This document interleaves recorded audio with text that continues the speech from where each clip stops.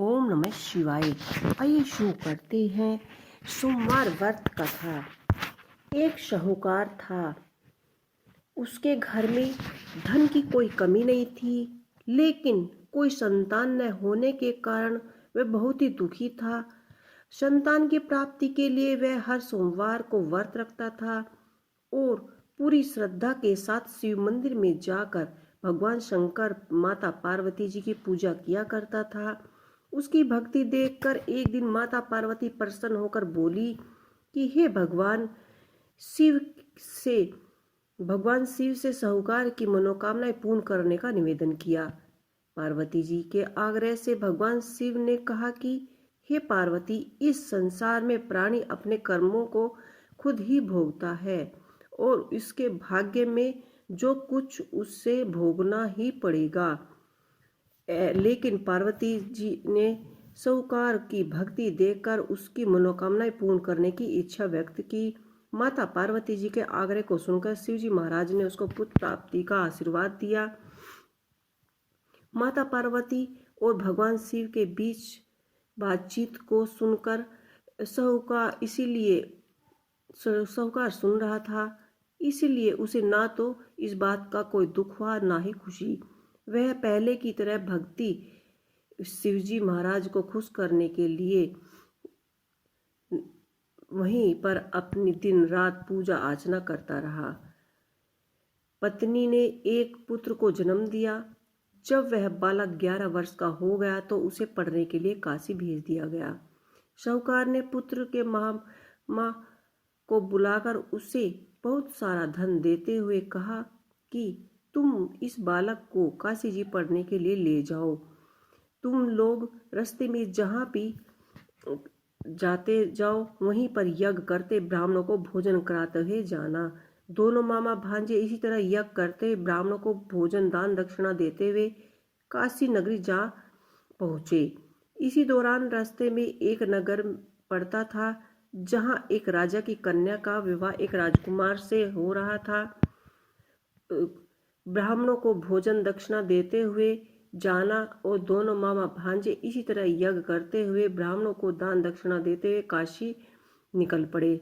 इसी दौरान रास्ते में एक नगरी पड़ी जहाँ पर साहूकार का पुत्र ईमानदार था। उस समय यह बात सही नहीं लगी, इसीलिए उसने राजकुमारी के दुपट्टे पर लिख दिया कि तुम्हारा विवाह जिसके साथ हो रहा है वह एक काक, लेकिन जिस राजकुमार के संग तुम भेजी जा रही हो वह एक काका काना है। मैं तो काशी जी पढ़ने के लिए जा रहा हूँ। जब राजकुमारी ने अपने चुनरी पर ऐसा लिखा पढ़ा पाया तो उसने अपने माता पिता को यह बात बताई।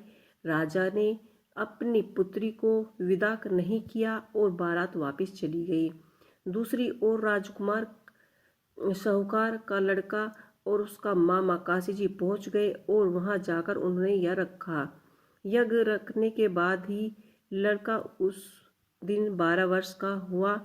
उसी दिन में यज्ञ था और उसने अपने मामा से कहा कि मामा जी, मेरी तबीयत कुछ ठीक नहीं लग रही है। मामा जी ने कहा तुम अंदर जाकर आराम करो। शिव जी के वरदान के अनुसार बालक के प्राण निकल गए और वह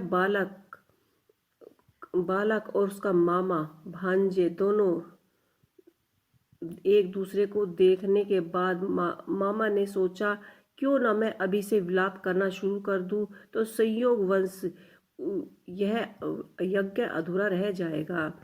उसी समय शिव और पार्वती उधर से जा रहे थे तो पार्वती जी ने कहा कि हे भोलेनाथ, कहाँ स्वामी, मुझे इस रोने के स्वर क्यों सुनाई दे रहे हैं।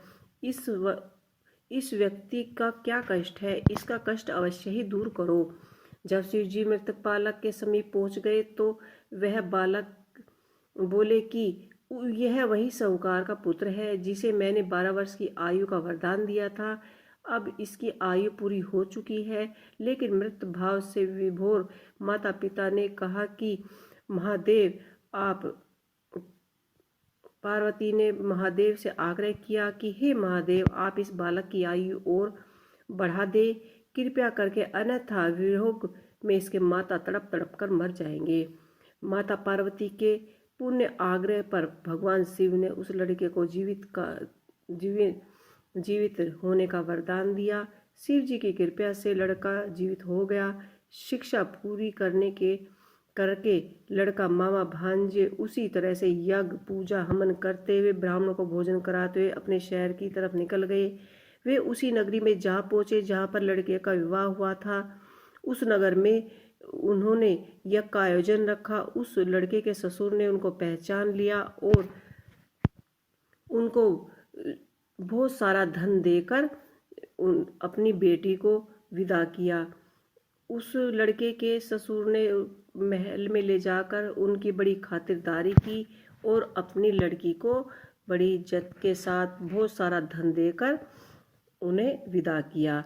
शिव ने साहूकार की प्रसन्न होकर यह कहा कि हे श्रेष्ठ, मैंने तेरे सोमवार का व्रत करने की कथा सुनने का प्रसन्न होकर मैं तेरे पुत्र को लंबी आयु का वरदान देता हूँ। इसी प्रकार जो भी सोमवार व्रत करता है, शिव शंकर भोलेनाथ अपनी कृपा दृष्टि उस पर हमेशा ही बरसाते हैं। तो ये कथा यही समाप्त होती है। ओम नमः शिवाय।